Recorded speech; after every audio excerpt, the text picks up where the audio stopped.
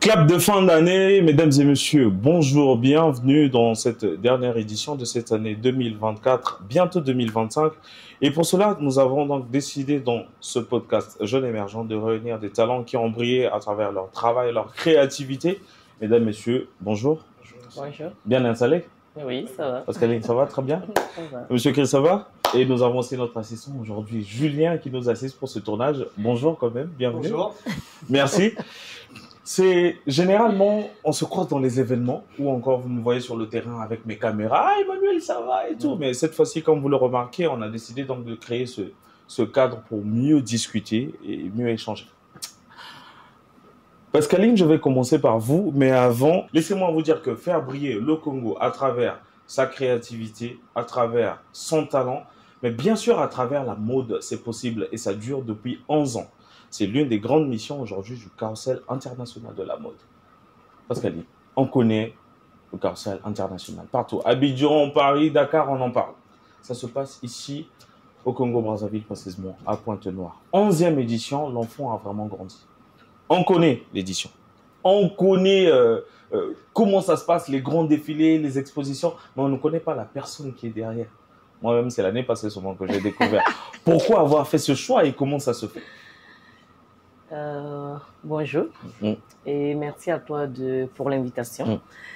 Ça, c'est une question qui revient assez souvent. Merci à toi pour l'invitation et bonjour à tous. Merci chérie de m'avoir accompagnée.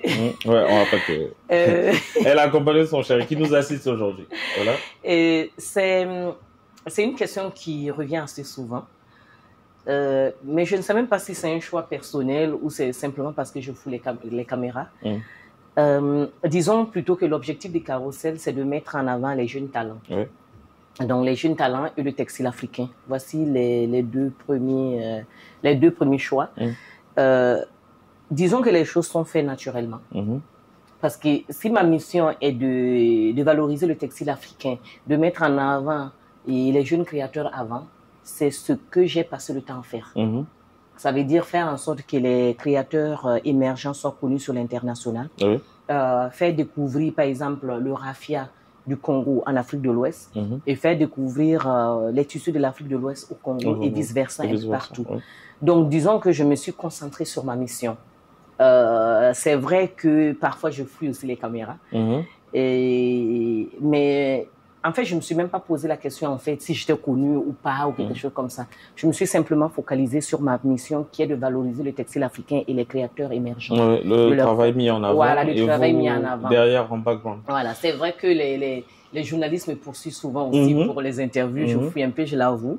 Mais bon, peut-être que je vais faire des efforts. Ouais, moi, ça fait des années que je négocie cette interview. Mais enfin, donc, on va profiter de poser toutes les questions. Quelle est vraiment l'histoire derrière? Pourquoi avoir mis en place cette initiative et surtout comment c'est né?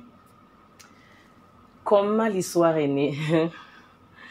Le carrousel ou plutôt, disons que j'ai été dans le milieu de la mode quand j'étais adolescente, avec la bénédiction de ma mère, mais pas avec la bénédiction de mon père. Comme on le sait le plus souvent, les papas ne sont pas pour les modes et tout ce qui va avec, parce qu'ils ont une certaine image de ça. Surtout, il y a pratiquement 30 ans de cela en Afrique, c'était pas évident. J'ai été dans le milieu de la mode en 97. En fait, j'étais majorette de la mairie centrale. Et on était voisins. En fait, on a un endroit au Burkina qui s'appelle la Maison des Jeunes où on fait des activités culturelles et autres. Donc, on s'entraînait là-bas en tant que majorette. Et on était voisins de la Maison des Jeunes, en fait, quand papa était au commissaire de la ville. Et c'est comme ça que j'ai connu les mannequins qui venaient sur place aussi pour s'entraîner. Donc, après avoir côtoyé, parce que je les voyais élégantes et tout, bon, je me disais, ah, mais je voudrais être élégante comme ça et autres. Et voilà comment j'ai commencé à faire le mannequinat. Et ça, c'était depuis 97. Et j'ai laissé le côté majorette de la ville de Ouagadougou pour devenir mannequin. Comme je vous disais tout à l'heure, avec la bénédiction de maman, mais mon papa qui acceptait, mais sans plus avec des pincements au cœur. Et donc, je me suis entraînée, j'ai fait les plus grands défilés du Burkina. J'ai défilé aussi à Saint-Étienne pour la Biennale internationale en France. Et après, en 2006, on a créé une agence en fait avec un groupe d'amis. Oui. Et c'est là qu'est né le Carrousel de la mode. Donc, on a été la première agence du Burkina à créer notre propre événement de mode. D'où la première édition en 2006 et la deuxième édition en 2007. Mais entre-temps, quelqu'un est rentré dans ma vie. Oui. Et Julien qui nous assiste aujourd'hui.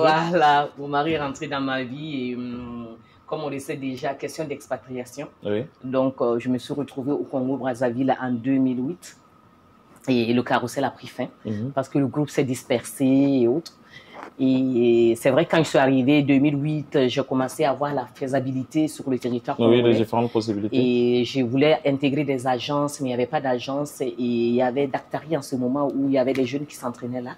Et j'ai intégré le groupe, mais je me suis rendu compte que ce n'était pas les défilés dont j'étais déjà habituée. Il y avait des petits défilés par-ci, par-là, dans les boîtes de nuit, alors que, bon, moi, j'étais déjà à un certain niveau. Et j'ai reculé d'abord. Et j'ai essayé de voir la faisabilité. Et chaque fois, quand je partais prospecter pour pouvoir faire un défilé de mode dans un lieu, on parlait de plusieurs millions pour louer l'endroit. Moi, je n'étais pas habituée à ça. Parce que, comme vous le savez, le Burkina est beaucoup culturel. Oui. Et on avait des sponsorings par-ci, par-là. Les lieux nous étaient mis à disposition. Donc, je me suis dit, ah là, ça va être compliqué. Donc, j'ai mis quand même quelques années. C'est en 2013. Que finalement la machine redémarre. Que la machine redémarre avec le même endroit et Dactari qui était devenu un lieu que j'avais pris qui s'appelait le Gondwana à l'époque.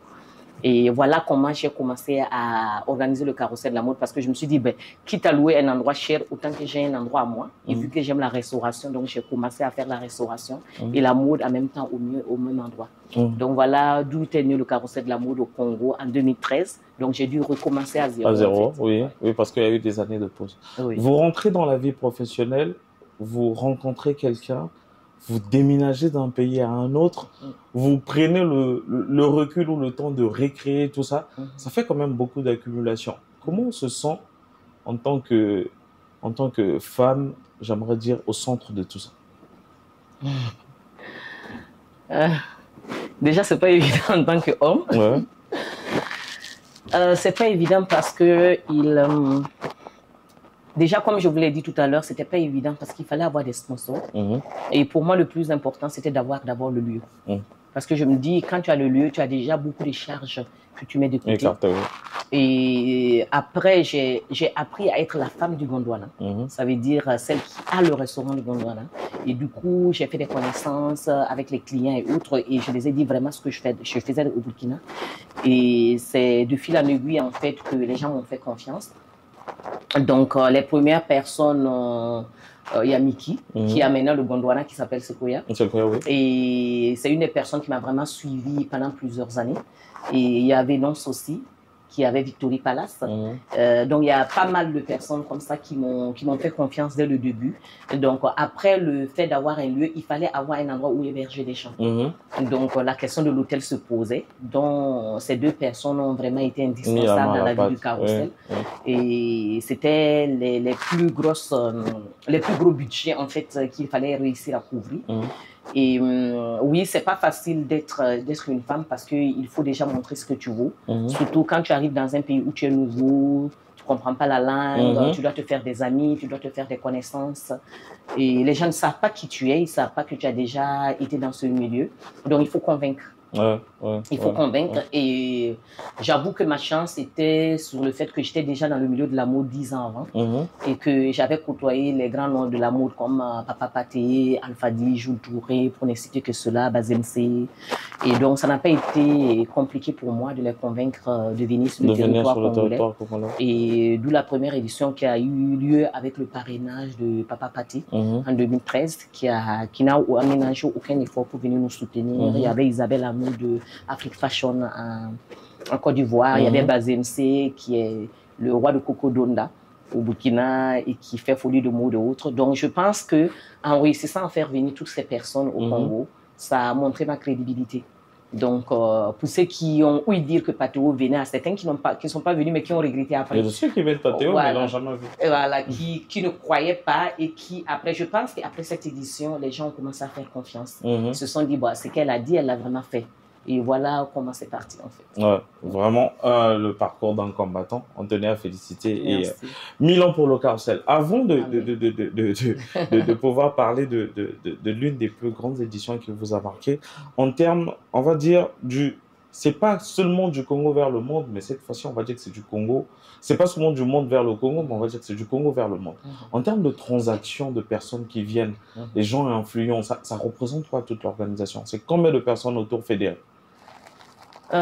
Chaque année, on a autour de 10 pays invités. Oui. Donc, ça peut aller de 6 à 12 à 15.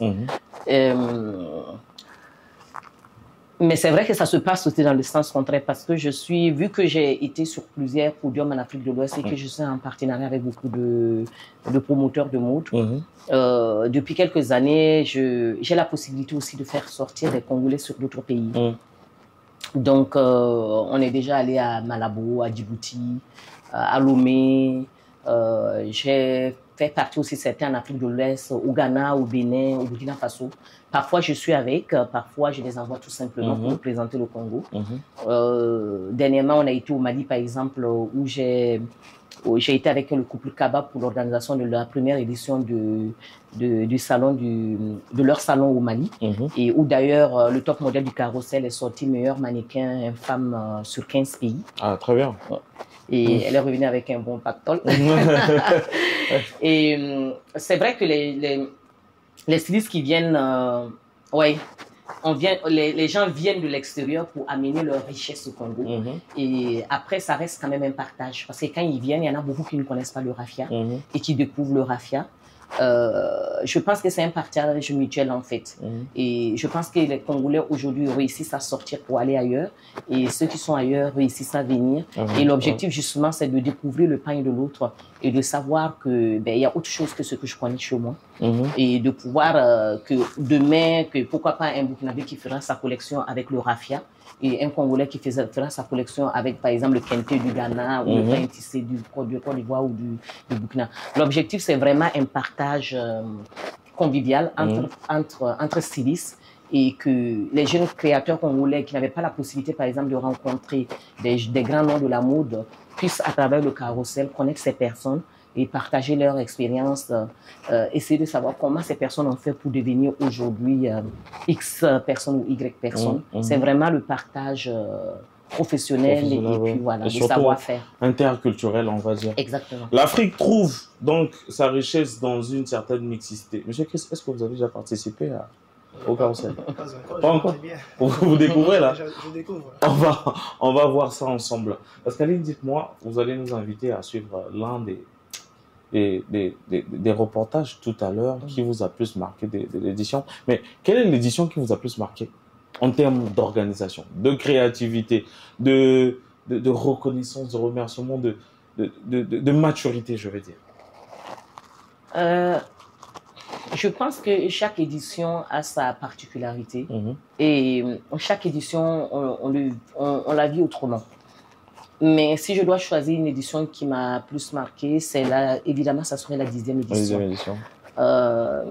Souvent, on dit ne fais pas qui le veut, mais qui le peut. Et quand on sait aussi que c'est pas évident de regrouper souvent les budgets nécessaires. D'ailleurs, je dis merci à tous mes partenaires qui croient au carrousel depuis toutes ces années, qui continuent à nous soutenir, à faire en sorte que nous puissions avancer dans ce projet. Et je dirais que c'est la 10e édition, parce qu'on connaît beaucoup de festivals autour de l'Afrique, en fait, qui n'ont pas fait plus de 2 éditions, qui n'ont 3 pas franchi éditions. ce cap-là. Ouais. Donc, j'ai une bonne équipe derrière moi. Il y a des hauts et des bas, c'est vrai, mais on continue à avancer main dans la main. Donc, pour moi, l'édition qui m'a le plus marqué, c'est la 10e édition. Parce que quand tu dépasses 5 ans, 10 ans, 15 ans, 20 ans, c'est quelque chose.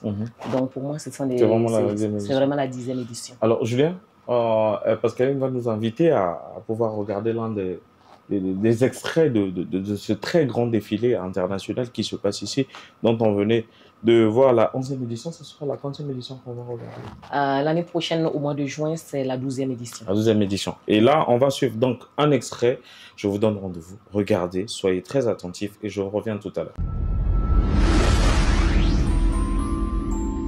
Première candidate, Aïcha.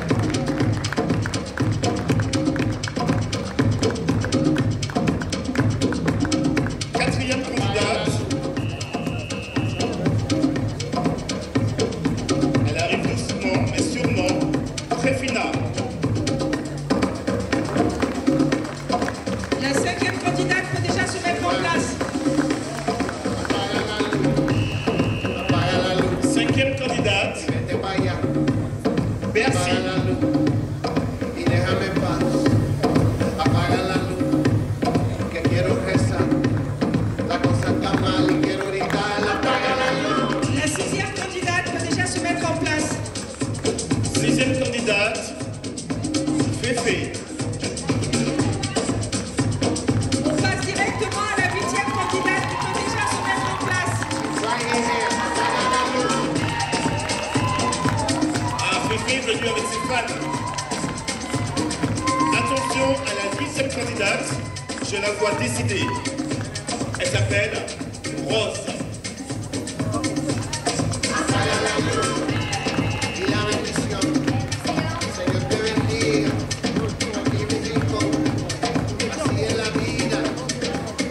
Deuxième candidate.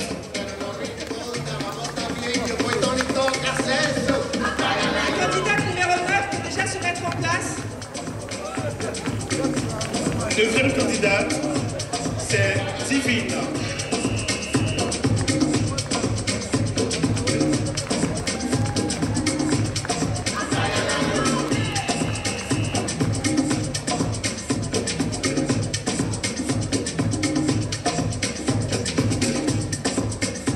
Dixième candidate, c'est Krishna. Et la 11e candidate se mettre en place.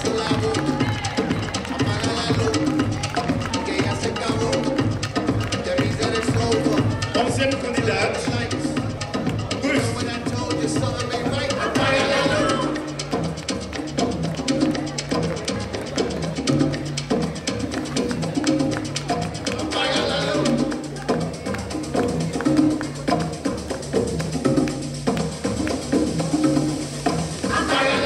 Douzième candidate, c'est Anne. Chancella. Chancella qui nous vient du Tchad. Et la 13e candidate peut déjà se mettre en place. Les autres candidates des sexes féminins se préparent pour le final.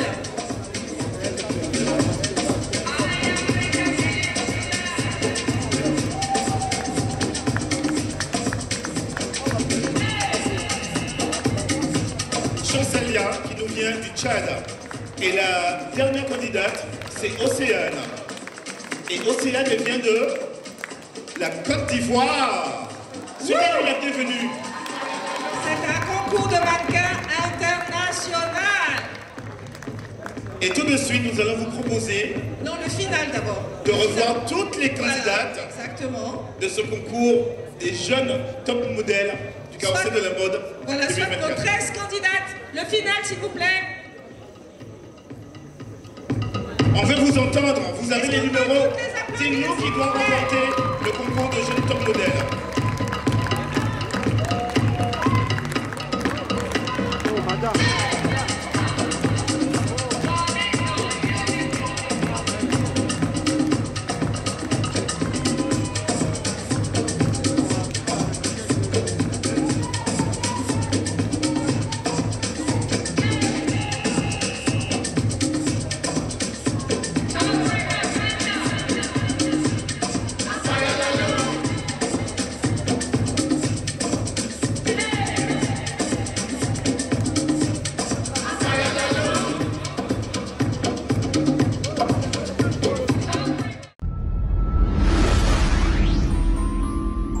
À présent, nous allons parler d'éducation. Éduquer autrement en associant, je veux dire, la science, les nouvelles technologies et surtout l'intelligence artificielle aujourd'hui qui devient une norme incontournable dans le monde. Monsieur Chris, déjà, comment se présente votre profil et comment est-ce qu'on fait pour atterrir à Giovanni Mami University? Ok, merci pour l'invitation. Alors, je suis dans le cadre de l'université coordonnateur des activités. Mais je supervise concrètement au quotidien le parcours de formation qu'on a lancé en modélisation et sciences de données. Pour recontextualiser, la GMU, Giovanni Mami Université, c'est une université. C'est une université, nous proposons des formations diplômantes, type licence, master et doctorat, avec ceci de particulier que nous sommes positionnés vers les métiers d'avenir, principalement l'intelligence artificielle et les biotechnologies. L'aventure a commencé il y a 3 ans. Nous étions à Ngoyo, nous proposions déjà à ce moment-là des activités de recherche, des activités type sensibilisation auprès de la jeunesse congolaise. Le feedback sur le terrain nous a permis de nous rendre compte d'un potentiel déjà qui existait, en termes d'intérêt d'engouement des jeunes vers ces métiers-là. Mais le contraste, c'est que l'offre de formation existante ne s'orientait pas vers ces tendances métiers-là. Donc, logiquement, l'université s'est positionnée pour proposer ce type de formation-là.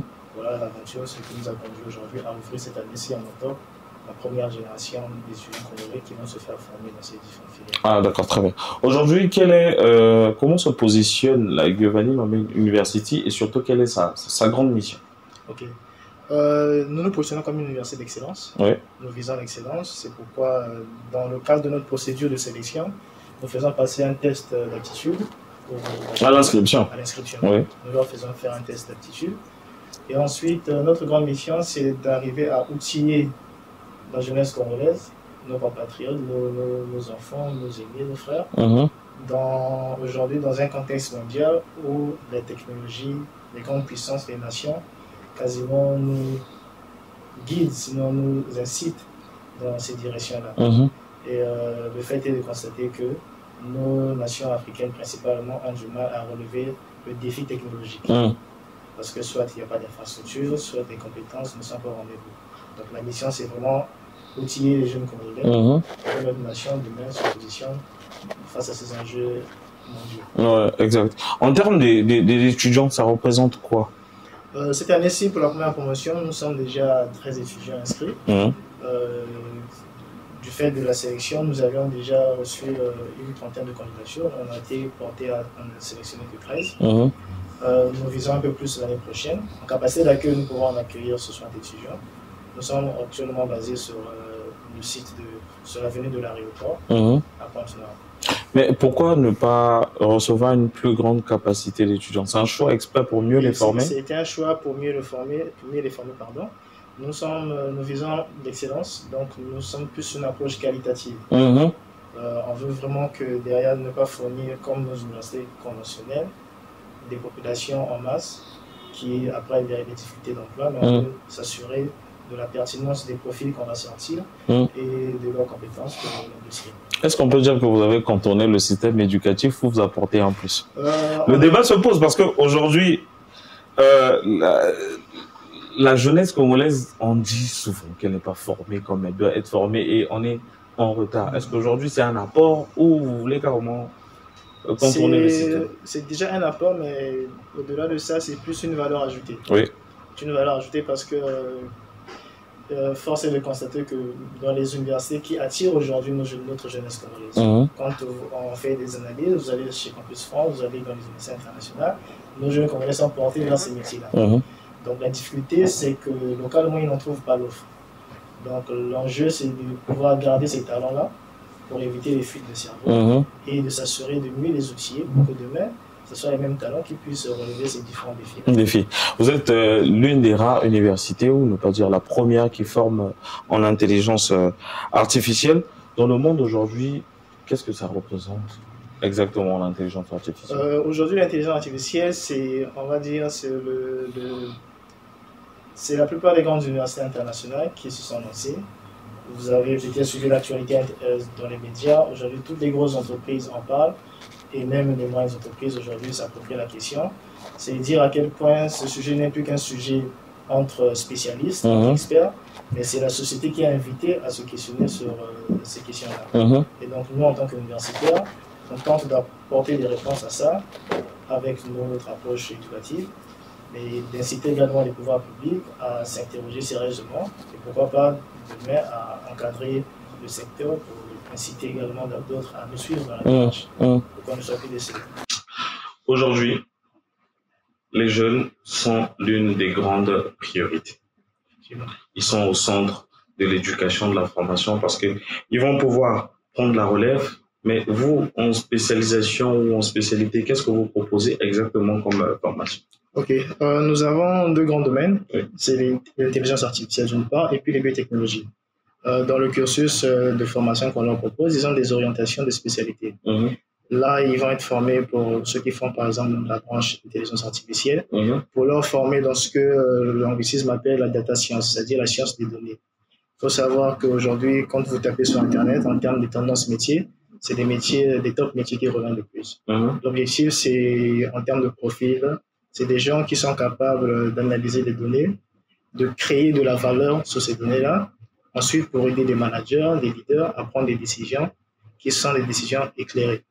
Ça peut être des prédictions, ça peut être par exemple si un leader veut se lancer un nouveau produit sur un marché, s'il veut faire de la prospection, s'il veut estimer un budget, s'il veut estimer un chiffre d'affaires.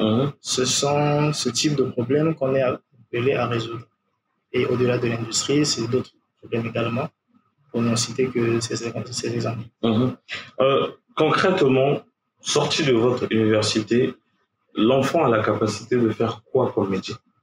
C'est généralement la question. Quand on sort de la fac, oui, il va faire le droit. C'est quoi exactement les débouchés? Qu'est-ce qu'il aura en main au bout de 2, 3 ans, 4 ans qui va pouvoir lui permettre de créer une entreprise ou de facilement s'entraîner dans le monde du travail? L'enfant a un profil hautement technologique et scientifique. Ça veut dire qu'il peut travailler en tant que cadre dans les grandes entreprises, dans les structures industrielles, soit en tant qu'analyste, en tant qu'ingénieur, en tant que chercheur, s'il veut poursuivre des carrières universitaires. Ça lui ouvre des possibilités énormes. Il faut savoir que ces profils-là sont demandés dans tous les secteurs d'activité, quelle que soit la nation ou les besoins. Ils sont consommés par les industriels, aussi bien que par les pouvoirs publics, que par des sociétés moyennes. Ouais, exact. Aujourd'hui, Pascaline, la femme est placée au centre de plusieurs débats. Et Giovanni Mamie University a bien compris ça. Donc, vous avez créé également une fondation, Giovanni and Mamie Foundation, aujourd'hui qui, à 95%, on va dire même à 100%, met la femme au centre de ses activités à travers la science. Quelles sont les différentes activités et comment ça se passe? D'accord. Effectivement, nous avons à cœur d'encourager la jeune femme congolaise, et même au-delà de la jeune femme congolaise, toute femme considérée, à s'intéresser dans ces cursus-là. Le fait est que jusqu'à un certain niveau, par exemple à l'université, on a de moins en moins d'effectifs de jeunes filles.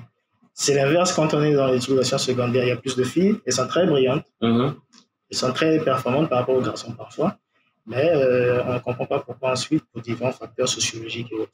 Donc nous avons donc lancé le programme Women Biotech. Women Biotech s'adresse à des jeunes femmes étudiantes qui sont dans des cursus scientifiques et technologiques. Il s'agit principalement de celles qui répondent à des critères qui sont à niveau licence 3 ou master 1 et 2. Ce que nous leur proposons, c'est 3 mois de stage de frais payés au sein de nos laboratoires. Nous leur apprenons, déjà elles font une immersion dans l'environnement du laboratoire, apprennent à mener un travail de recherche et ensuite à travailler dans un contexte professionnel. Est-ce qu'en sortant de là, ils peuvent directement aller travailler dans des grands laboratoires des entreprises ou des industries sur place? C'est ça tout le challenge. Dans le stage, dans leurs activités, on les met déjà sur des projets. Se tutorer, bien sûr, avec nos encadrants spécialistes. Ils travaillent dans des projets concrets. Nous avons, dans les éditions précédentes, fait travailler déjà des étudiantes sur des projets de conception de bioplastique, par exemple.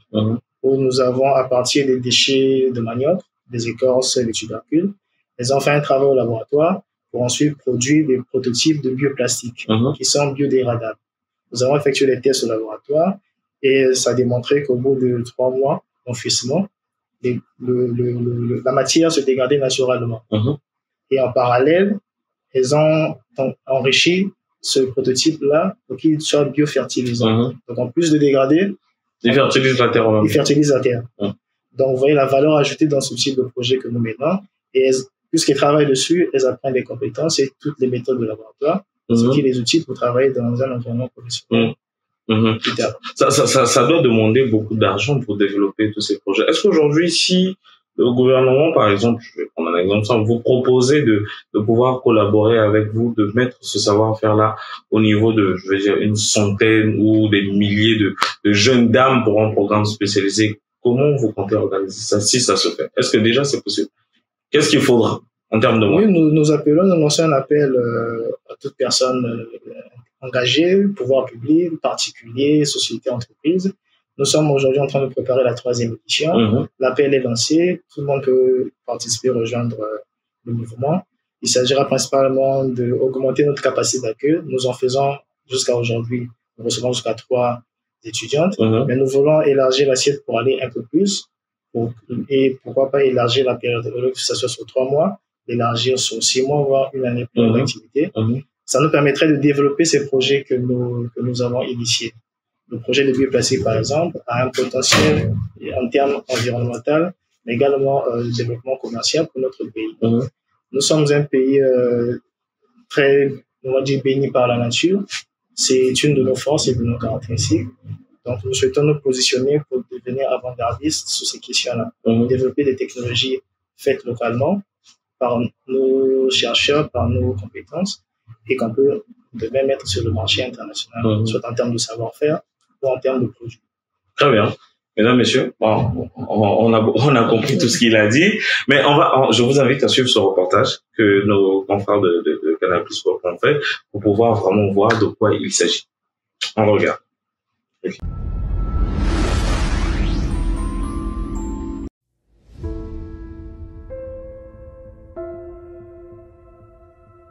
Au cœur du Congo, l'innovation prend racine. Ici, à la Fondation Giovanni et Mamie, nous avons transformé les déchets de manioc en quelque chose de remarquable, du plastique biodégradable. Avec une épaisseur inférieure à 1 mm, ce bioplastique est lisse au toucher et ne pèse que 26 à 30 grammes par unité. C'est léger, mais son potentiel est énorme. En seulement 7 à 28 jours, ce matériau retourne à la terre sans laisser de traces. Il se biodégrade complètement, un grand pas en avant pour l'environnement et notre lutte contre les déchets plastiques. Et avec un impact quasiment nul sur la germination des semences dans le sol, il est aussi doux pour la nature qu'il est innovant. Associez-vous à nous pour financer la prochaine édition de Women Biotech et contribuer à façonner un avenir plus propre et plus vert.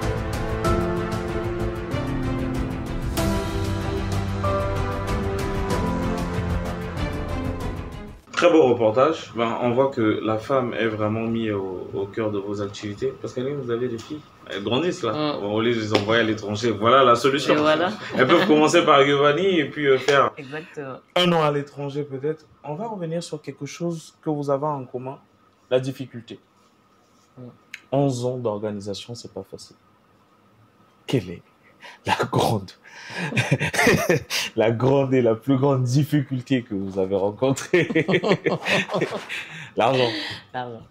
Seulement ça. Le nerf de la guerre. Ouais. Mais aussi le côté formation en fait. J'ai quand même une équipe en fait j'avais une équipe qui n'était pas forcément dans l'organisation d'événements. Et donc il fallait aussi former l'équipe qui était là, pour les faire connaître en fait mon monde, si je peux le dire de cette façon. Donc il y a le côté formation. Cette année, on a eu de nouvelles personnes qui se sont associées à l'équipe en fait, donc qui sont vraiment dans l'organisation événementielle, qui sont habitués aussi à certaines choses. Donc j'avoue que cette année, on avait vraiment une équipe de fer. Ça s'est très bien passé, mais il faut l'avouer, dans ces genres d'événements ou même de son côté, je pense que le problème, c'est le financement. Le problème, c'est le financement. Aujourd'hui, le carrousel veut agrandir les choses. Par exemple, avoir une école de formation, pouvoir envoyer des jeunes créateurs congolais à l'extérieur. Il y a le monde pour ça. Il y a la demande. Il y a l'offre parce que vous savez qu'il y a eu quelques années, on avait fait venir Madame Rose Bombo, qui a fait plusieurs formations ici avec des jeunes créateurs congolais. Juste pour vous dire qui est Rose Bombo, c'est une dame camerounaise qui travaille à Paris avec les grandes marques de mode. Et c'est elle qui a fait, par exemple, la dernière tenue de Céline Dion pendant les Jeux Olympiques. Ah, très bien. Donc, c'est quand même un grand nom de la mode. Et on a fait venir plusieurs fois, plus d'une fois, pour former des jeunes créateurs ici. Mais on n'arrive pas à faire vraiment ce qu'on veut. Parce que même si elle fait un forfait, même si elle essaye de soutenir, on est limité. Voilà, on est limité. Et cette année, par exemple, on devait faire venir Monsieur Diakité, qui est aussi dans le milieu de la mode, qui a été l'image attitrée de Disneyland pendant 30 ans. C'est lui qui était au devant des tenues de Mickey, qui est quand même un grand nom. Pour ceux qui connaissent Mickey, je pense que tous nos enfants connaissent, avec les tenues des princesses et tout ce qui va avec.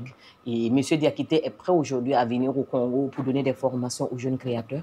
Mais par exemple, cette année, on s'est retrouvé face à un problème de financement. Pas parce qu'ils demandaient une grosse somme, parce qu'ils sont vraiment ouverts, lui il est de Guinée-Conakry, ils sont vraiment ouverts à venir, mais il faut un minimum. Il faut un minimum, il faut héberger la personne, et à la restauration, plus la personne met du temps, plus il y a des charges qui vont avec. Et donc, on aimerait aller plus loin, mais on est vraiment bloqué financièrement. Par les finances. Alors, vous allez profiter de ce moment pour passer un message parce que si, avant même de passer ce message, j'aimerais vous dire que vous avez un profil complet et on est bien d'accord que vous gagnerez même plus si vous étiez installé ailleurs. Pourquoi le choix de rester au Congo? Est-ce seulement l'amour du pays qui vous a adopté ou il y a autre chose derrière? J'avoue que ça fait quelques années, j'avais déjà prospecté pour le faire au Burkina et le faire aussi en Côte d'Ivoire. J'étais rentrée, j'avais parlé de ça à Patéo et puis à Isabelle Anou, qu'ils étaient prêts en fait à me soutenir et à me recevoir au niveau de la Côte d'Ivoire. J'avais prospecté aussi au niveau du Burkina en fait. L'objectif en ce moment c'était de faire une année au Burkina et au Congo et une année ailleurs dans un autre pays. Mais on a été ralenti en fait vu ce qui s'est passé au Burkina depuis quelques années. C'était juste avant que tout ça commence. Donc du coup, je n'ai pas pu le faire. Et certaines choses sont restées en suspens. J'avoue que les difficultés que je raconte au fur et à mesure, j'avais pratiquement baissé les bras à un mois donné. Mais c'est vrai que j'ai une équipe qui chaque année, à 6 mois ou à 3 mois du carrousel, ils commencent à m'appeler. Comment ça va se passer, même quand on a tous dit l'année dernière qu'on ne fera plus. Mais la passion, elle est plus grande. Et je pense que c'est la passion qui fait pousser des ailes, si on peut le dire de cette façon, qui te donne la force de reprendre, même quand tu dis tu ne veux plus. Donc, chaque année, on se surprend d'être là encore à refaire les lettres, à repartir vers les partenaires. Après, je pense que même si on l'amène au Burkina, en Côte d'Ivoire ou ailleurs, ces pays sont plus accomplis. Côté culture, côté mode. Oui, c'est vrai, au Congo, on a rencontré beaucoup de difficultés qui vont avec, mais au moins, on voit comment on avance. Quand on prend par exemple la première édition du Carrousel de la mode, moi j'ai connu le raffia ici et le raffia n'était pas valorisé il y a 10 ans sans vouloir offenser certains.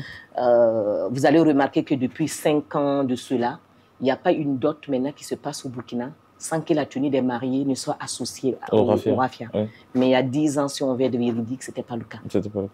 Et même quand on prend la décoration des lieux, on voit qu'il y a le raffia, il y a les pagnes faits avec les lianes et autres. Il y a vraiment... on voit qu'on a réussi à faire passer un message. Donc, je pense que c'est bien beau de vouloir faire ailleurs, mais s'il y a des gens qui ont déjà accompli certaines choses là-bas, ben oui, tu viendras, tu ajouteras, mais tu n'avanceras pas forcément de la même façon. Pourtant, si on prend l'historique du carrousel, si on prend la formation des jeunes créateurs aujourd'hui, les finitions qu'ils ont, quand on voit de plus en plus qu'il est impossible de faire la dot sans qu'il y ait du raffia dedans, on peut dire qu'on a réussi quelque chose. Faire un pas. Donc, oui, c'est vrai que chaque année on pleure, oui, c'est vrai que chaque année on se dit, ah, si on partait ailleurs et autres. Mais est-ce que la satisfaction sera pareille? Sera la même. On va profiter de cette plateforme pour passer un message à tous les partenaires. Quel est vraiment votre message dans le sens de vous accompagner à faire grand? Qu'est-ce que vous pouvez leur dire? Toutes les personnes qui nous suivent, parce qu'il y a des milliers d'entreprises qui nous suivent. Aujourd'hui, l'appel, sans se le cacher, il faut aller droit au but, c'est le côté financier. On ne peut pas accomplir de grandes choses quand on est limité. Je pense que le carrousel a déjà prouvé ce qu'il vaut. On a déjà fait sortir des dizaines de Congolais ou même de d'autres pays qui se sont associés à d'autres événements de mode. Je pense qu'il peut y avoir beaucoup de témoignages sur le territoire congolais. Et on a fait tant qu'on peut à mettre les jeunes créateurs congolais et africains en avant. Mais aujourd'hui, je peux vouloir bien faire une école de couture, je ne peux pas avancer s'il n'y a pas de financement. Donc, on peut vouloir envoyer, par exemple, l'année dernière, on a eu 3 bons de 6 mois de formation accordés par Patéo, par Casterman de Lomé et puis par Lolo Andoche. Donc, on a 3 écoles de couture qui sont prêtes aujourd'hui à recevoir les Congolais, mais on n'a pas le financement. Pour les envoyer? Oui. Et les bons traînent? Exactement. Quand je vous parle de financement, je vous parle par exemple du billet d'avion. Oui. Et 6 mois quelque part, ben, il faudrait que la personne soit logée. Et tout ce qui va avec. Et souvent, ce n'est pas forcément des personnes qui viennent de milieux favorisés. Donc, les bons sont là, ça traîne. Ils veulent encore redonner d'autres bons, mais on ne peut rien faire. Vous avez ce message? Il y a des bons qui traînent pour aller former nos jeunes Congolais à l'extérieur pour qu'ils reviennent et revaloriser encore le savoir-faire congolais.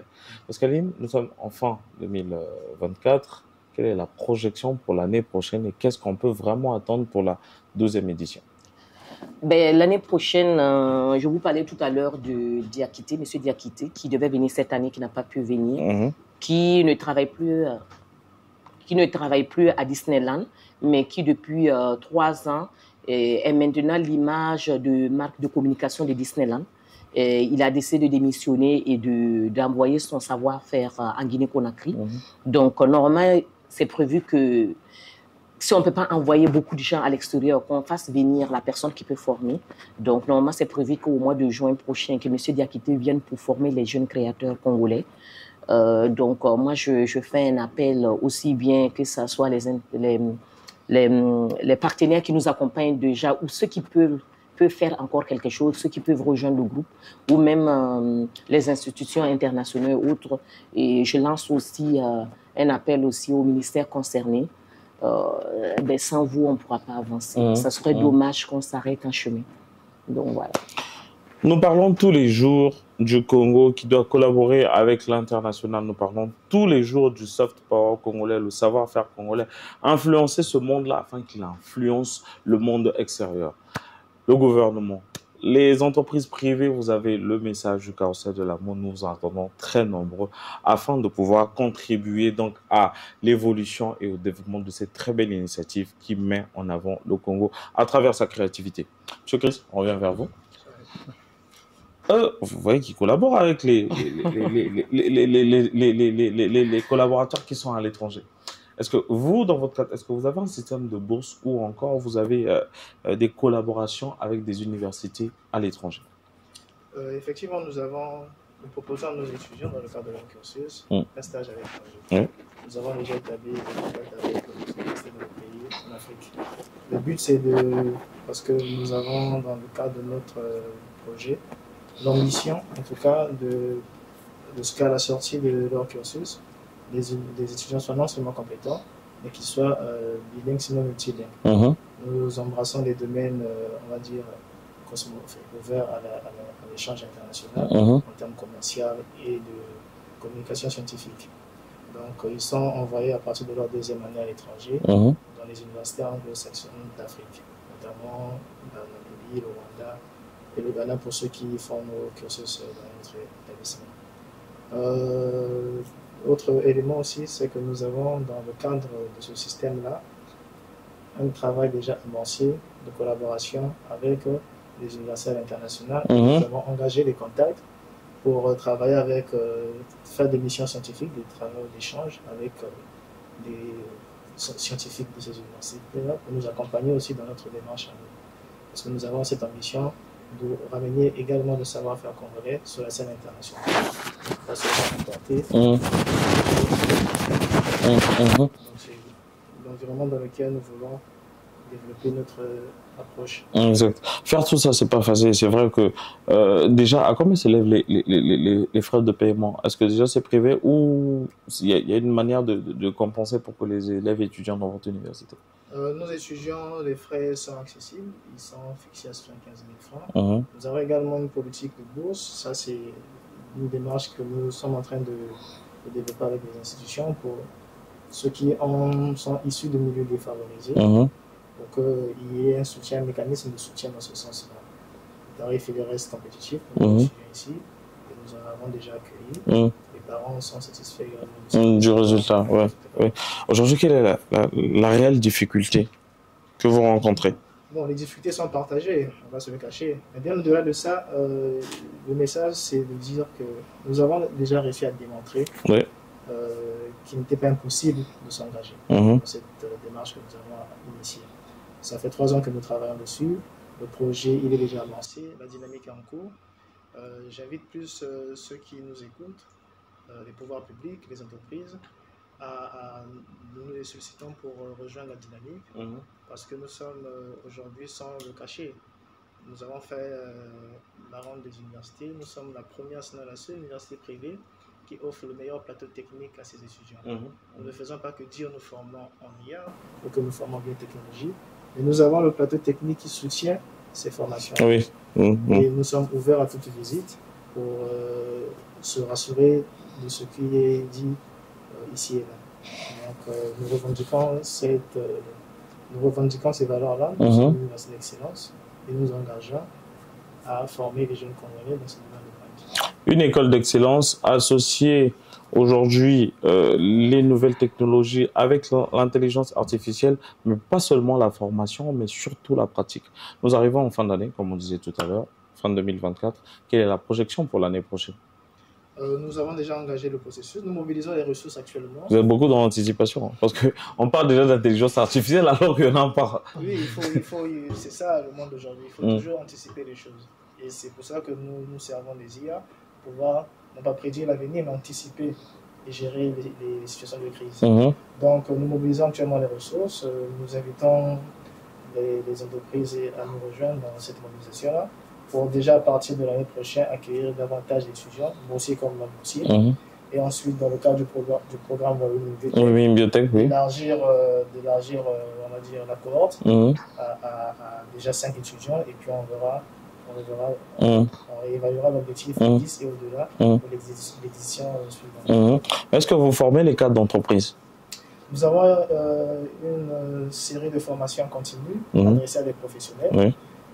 C'est disponible en cours de soir. Pour, les branches que vous formez? Les branches pour l'aspect IT, c'est-à-dire informatique. Toutes les compétences liées à l'informatique, s'il peut s'agir de maîtriser les outils de la suite Office, Excel et autres, ou des outils plus analytiques, orientés vers le marketing, vers le commercial. Nous proposons également des formations dans ces directions-là. Et nous mettons également à disposition notre laboratoire, notamment le plateau technique, aux chercheurs et scientifiques.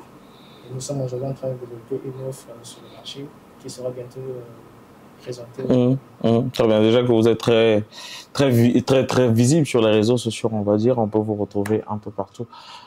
Le Congolais a son savoir-faire, le talent existe. Voilà toutes les réalisations que nous aurons présentées cette année.